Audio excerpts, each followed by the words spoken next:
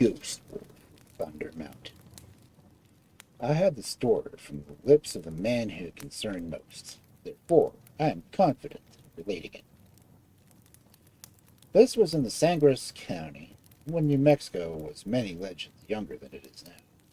If I had the exact place of the ranch of Don Gaspar de Portugal on the Agua Prieta, certain anuncios would certainly precisely what family and what rancho were intended. Yet, of course, the actual names would still be protected today's pack of rascals and trespassers, that collective amoeba of man's curiosity which will seep into any place where the pale one has been before them. So call the rancho Agua Prieta and its master Don Gaspar, and call the great mountain which towers beyond the river and the grassy slopes and the juniper flats Trueno, because that is not its true name either, but very close to it. Ah, old ones, do I see you nod and smile? Certainly, yes. You know the perk I mean. The season was early winter. Upon my arrival, the Christmas festivities had barely begun. At the week's end, they had reached the carnival stage that we, the transplanted children of Coronado and Cabeza de Vaca, regard as just the proper excitement for the feast of the Christ child. I did not believe that the guest list was composed so far of travelers and affluents, such as myself. Nothing like that. Don Gaspar was the patron of the area in some states of the first American colonies. A good flock gathered at his elegant hacienda that was composed principally of those he called his children, and in turn the vast respect addressed him as el patron. These were the vaqueros who guarded the cattle, the pastores and zagalos who tended the sheep, the shopkeepers, blacksmiths, cooks, and the people of all degree who, with their broods of brown-eyed little ones, and, of course, their buxom white-toothed women, were the family of Don Gaspar and of the Agua Piedra. But this was not their story, except in a related way, as brothers are related, yet different. On the night of which I tell, the merrymaking had achieved such a riotous pitch the Americans mistakenly call a fandango, a wild dance without morals, leading to mayhem and marital as well as martial strife. Well, it was true summer dancing, and many were shouting on the dancers, and also the guitar and marimba players who lured the dancers to their gay gyrations. Add to this by one of the shrieks and laughters of children jousting to break the hanging clay baskets, so bright gifts which decorated the rafters of the Saya Grande, and the clapping yelps of encouragement from the older ones who had passed the time dancing in their lives. Well, a fact must be granted. Something very like a fandango was going forward, but then these children of my own blood were not mingled with any but their own kind that evening. Only smiles flashed, and no knives. Entering the sala, I searched at once for some less tumultuous haven. Presently I spied it, the far side of the room where a giant fireplace gave light and warmth to the eyes and bones of the oldsters clustered there. Their backs were hunched to the gaiety behind them, and they relieved their own bodies, far greater than this one. They complained that in the older days the children behaved themselves in much more decorous fashion, while the young men were far more mannerly, when the young women, por Dios, would not dream of showing anything like such a calf, an ankle, and bear of God, to witness, even a knee. Knowing the coterie from yesterday at the most compatible of a man for my own persuasions, and, yes, admit it, of my better Christmases gone by, I made my way round the crowded wall, and it reached the hearth and found my seat beside a grandly handsome octogenarian vaquero, or had he been indeed a caballero, and was loading my pipe when it happened. I'd never heard such a sound before, nor have I since. It was a long, quavering cadence of sorrow, indescribably mournful, and yet its burden came not into the room as sadness, but as naked fear. Down it came through the silvered hoarfrost air of the December night, falling from the bleak granite ramparts of Otoño, Thunder Mountain, and spread into some chill the other world among the gay dancers in Don Gaspar's hacienda. The pause was but that of an instant. There was a nervous shuffling of feet and coughing of throats, and here and there false tittering laughter. Some young men in bravado spoke aloud. One child began sobbing. The older people were universally silent. It was a very disturbing moment. It only passed because Don Gaspar alertedly orders the musicians to resume at once. They did this with an irresistible rendition of Jalisco, but the spell was not broken so swiftly that I had not time to note the particular action of the most grizzled of the graybeards by the fire. The old fellow had started eagerly, as the great wolf's sobbing cry had echoed down the mountain.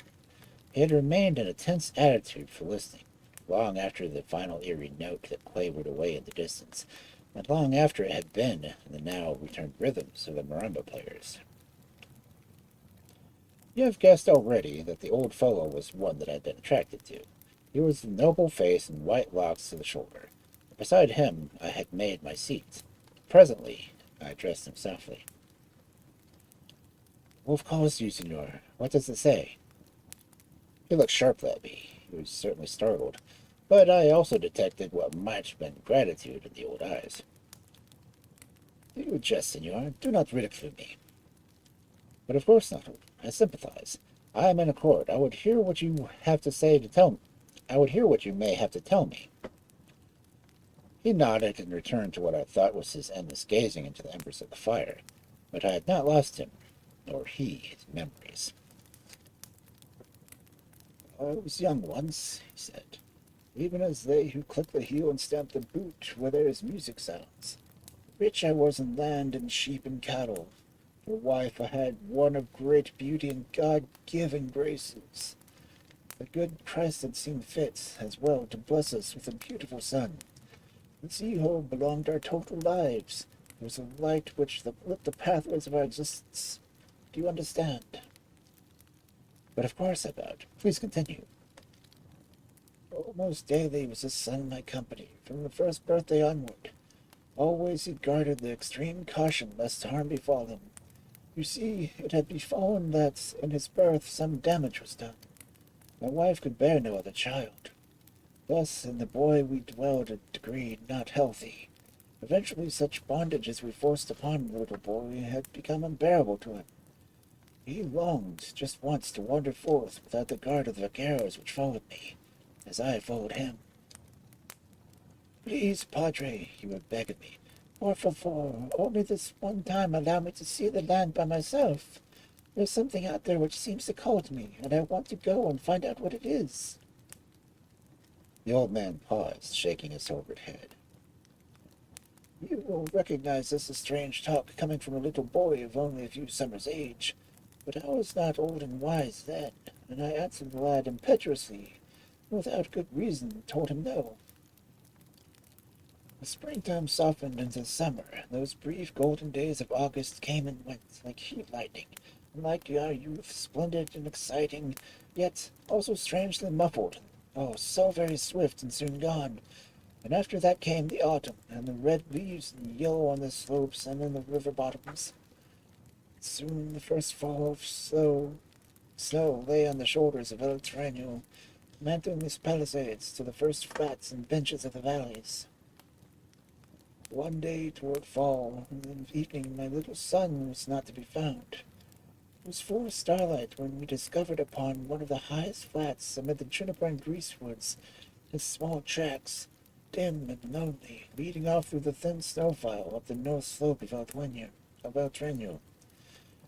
As my vaquero set off urgently pursuing his faint trail, slowed of course by the darkness and by the treacherous footing of their horses, a penetrating scream of a panther was heard above us, and in the direction of those tiny footprints led.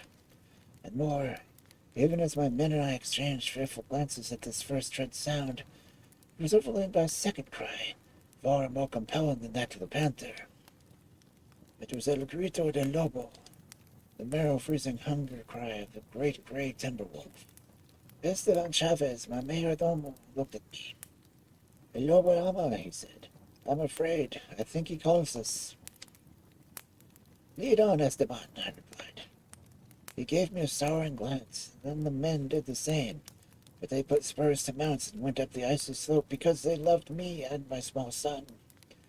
We came to a very dangerous switchback in the trail, then a topping-out place, studded with boulders and scrub-like pines. There before our eyes lay the signs of disaster. The broad paw of the panther showed in the snow, joining the track of my son. Chavez knew this particular panther. It had had two central toes on the left forefoot cut from one of our traps. Chavez and the men called this great cat La Sombra, the Shadow.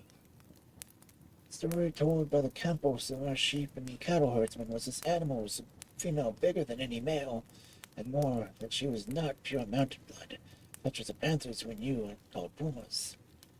Instead, she had for the sire some wandering Mexican jaguar male, appeared in the sunburst, God knows how, out of wanderlust of hunger. This La Sombra, then, was not as the other pumas, which would not harm man, not even his children or his woman. She was a killer of men, and had murdered 3 of my own pastores, 2 of them only young boys. Again the old man paused, his memory reaching back a dim track of time. I came as one possessed, he resumed. I threw out caution of the freezing winds and raced after the difficult trail. Suddenly a final spark of my hope was plunged out, as before my eyes a 3rd track joined the previous 2. I stared down in disbelief as the great splay-footed mark of El Lobo. We called him only that, El Lobo, the wolf, and we said it that way, marking a line under the "the" with our tongue. All knew which that meant. El Lobo, the most dreaded animal in New Mexico. Some said that he had been feared when Oñate and Diaz, Pedro Oliveira, rode here, calling all this land New Spain. Some still say this. We saw their faces but a breath ago, when the great cries sobbed down from the mountain, eh? Si, Anisito, I nodded. I saw them. Pray continue. As you will, senor. I stood but a moment hypnotized by the mark of the huge foot in the snow. Then I raced on as before, carrying not for La Sombra or El Lobo, or for God or Christ or even the Holy Ghost, but only for my son. I was in my own mind become greater than my Savior. There was no place for the Prince of Peace. This was a time for the Avenger, and I was that alone. My rifle was ready, my knife and my pistol too. With my bare hands I would have attacked either beast, or both. Hope was dead, but revenge was mine. In my madness I forged far ahead of my followers, in this manner coming first upon the tragedy. The way that the panther's tracks read in the snow, I knew that I stood behind the very boulder from which the bestial cat had hurled herself upon my son. I lunged beyond that fatal rock, dreading to have my worst fears confirmed, yet insane with vengeance. Senor, you will be hard-pressed to accept it. Rounding that great stone, I fell headlong over a huddled mass, measuring my length on the trail beyond. Sitting up, I beheld the monster carcass of La Sombra, rigid in that death for which her was but an experience she had meted out to countless pitiful others. Her enormous whiskered head was thrown aside, lay at a gruesome angle. The white throat ruff was dyed crimson, the throat itself ripped from ear base to ear base. The Lobo? I injected quietly. The same, senor. In one fearsome strike, he had smashed her down as lightning rivers mighty pine. But why, senor? This is what Esteban Chavez and my men were staring at the black night and muttering they crossed themselves. We searched the mountainside for any sign of my son. Nothing was discovered until, hidden in a sheltered bottom of a small canada, you know, senor, a little cleft or rift in the mountain's flank, we found a thing which sets the short hairs at the nape of my neck to bristling. There in the starlight were the marks of a Lobo's great splayed paws with the tiny footprints of my lost son, moving along side by side. And that is the way those tracks disappeared in the darkness, down the mountain's wild and desolate slope. I let the old man pause to think of his thoughts. I did not dare to break the slender thread which was leading him back through the years. Presently he sighed deeply and returned to those misty times. Long and weary was it trailing through the night, he said. My men were several times at the edge of exhaustion, at the rebels' point of turning back. But as they led the boy, we staggered on, our horses now behind us, led by their bridles, the way too steep and treacherous for them to bear us. Dawn found us at our trail's end, and yes, I see that you have guessed it. The trail brought up sharply at the very door of my own hacienda. From that place, the giant tracks of the wolf faded back into the fastness of the terreno. Frantically, I rushed into my house, only to be met in silence by my servants and my woman, who informed me that the boy has been snugly in his bed, sleeping these 3 hours. The old man frowned, moving his head uncertainly. The boy had simply come out of the blackest part of the dawn, saying he was tired, and wanted to go to his bed. He seemed in no way disturbed by his harrowing experience. The following day, however, we noted an odd reluctance in his part to discuss, in any way, the adventure. He had been with the wolf, we could determine.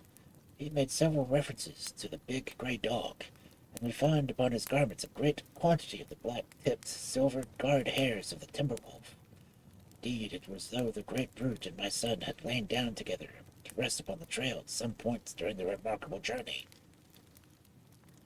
Some time later, the boy's behavior became more marked by its strangeness. We called in a priest, and he could gain no more from my son than we could, his parents and protectors. I've never since that day been to the child of Mother Church that I once was. It seemed to me that here we were dealing with some very different work of Lucifer, that the bumbling padre could achieve no more than a thumb of beads and implore the saints to send a sign by which he might know his way in the matter. But what good is a god who will not better instruct his minions than that? Had I such a muzzle, peon, vaquero, I would discharge him, or at least restrict his supplies of chiles and frijoles. Well, I have wandered, excuse me. There's nothing, I assured him. All these thoughts will pass through the mind and the remembering. I agree with you about priests. They eat too well. And you know, I am one of faith, and I don't trust the padres. I've known the sort you speak of. They ought to have had the cart drivers or coal burners, and again, losteros or donkey women. This pleased him fleetingly. Yes, they know more about the brute souls than of a human soul. In any event, the boy became more and more peculiar. He was to be found from time to time in the extreme cold on the patio. Winter was upon us now, clad only in his nightclothes, gazing away toward the mountain, his face lacking any mortal animation. When I questioned him somewhat sternly about these midnight forays, he only replied softly, "He's calling me, father. Can you not hear him upon the mountain?" "Who is calling?" I demanded sharply, and he answered, still looking away. "The lobo de Yora, padre, the wolf that cries." It's hopeless and very frightening. Each night the chill wail would come sobbing down from the heights of El Trenio. Sometimes the others of us could hear it, sometimes we could not. But the boy heard it, always. We attempted every device. Other priests were sent to from afar, even a bishop from Howl. Doctors were brought in from Santa Fe, and even Las Cruces. What use? They charged us much money and left the boy no better. I've since felt that doctors are about as I do padres. They should all have been carpenters, like the Father of Jesus. This was his last pause. Now, one sensed it. Well, Senora, you have been patient. It was on an eternally damned night, brief weeks later, that my son disappeared for the final time. This time he did not leave alone. Leading from the door of my hacienda, clearly imprinted on the new fallen snow, side by side were the small marks of my son's tiny feet, the great pad marks of the wolf. We searched the mountain again, the whole night through, but you know the end already of the story. We did not find the boy, we did not find the wolf. The trail faded into nothingness on the upper slopes of Thunder Mountain. The night was clear, the starlight blazing bright at this great height, yet the tracks disappeared as if into the still night air. Nor did we ever find my son, senor. Stores were there, continued to be. Small frozen bodies found, tiny human skeletons revealed by the summer thaw on High Mountain. But always no real proof. Always the body and the bones were gone when my riders and I came up, or were then been seen. After a certain time, my proud spirit died. My mind wandered, and my riches with it. Even my name was forgotten. It is still forgotten. These happy ones in this room do not remember me, only my story. It does as well. Do you know what night it was upon which the boy last left me? The night we found the wolf tracks leading him away from the door beyond the Dunsers there. It was on the same night as his present one, senor. Same night in this very hacienda, then mine, that it happened. Do you wonder now that I start up when El Lobo calls upon the mountain? Do you wonder that I hold my hand to the ear, listening to hear if it is my name he calls at last? Well, senor, time of waiting is done. The night I heard my name, I am content, my friend. Already it grows over long since I've seen my little son, and it will be a glad meeting on the far mountains. Remember that. Let there be no sadness now when the wolf is called again. I started to say something to him, as his words trailed off, but my own words never left my lips. I log dislodged in the fireplace, sending up a shower of sparks. The noise of the rivers grew unaccountably quiet. I shut myself off to ward off a sensation of creeping cold, with a frosty draft of air. I even looked to see if some overheated dancers had not opened the great oaken doors of the hacienda. They had not. Yet suddenly the merrymakers froze in their position. The popping embers echoed in the stillness. From high above, an eerily beautiful wolf house sounded on Thunder Mountain. The first notes of the call, the old man by my side glanced upward in the direction of El Toraño. But as the final strains sobbed from the heights, he was no longer looking at the mountain. He was leaning back with a gentle smile of peace, and I realized the gallant soul had fled. There remained, however, one element of the departure which puzzled me. It was a thing I had to make sure with my own mind, for the sake of my own peace. I went quickly to the oaken door of the hacienda, when no one was watching. I opened it and stepped outside. A new snow was falling. It lay about the ranch yard as innocent as disturbance, except for singular distinct impressions upon a starlit surface. From the hacienda's doorway, stretching away into the winter darkness, waiting midnight shadows of El Toraño, lay 3 sets of footprints. One of those of a very old man, one of those of a young lad, and one of those of a larger American timber wolf than I have ever seen. Even as I stared at those ghostly footprints, the 3 companions, their track marks were beginning to fade beneath the increasing snowfall. When I returned to the big room of the hacienda, and was told the old man had indeed passed on, I went again to the open door and looked out into the night. The tracks were gone. The snow beyond the ancient doorstep lay clean of any mark. I never repeated the story, then or since.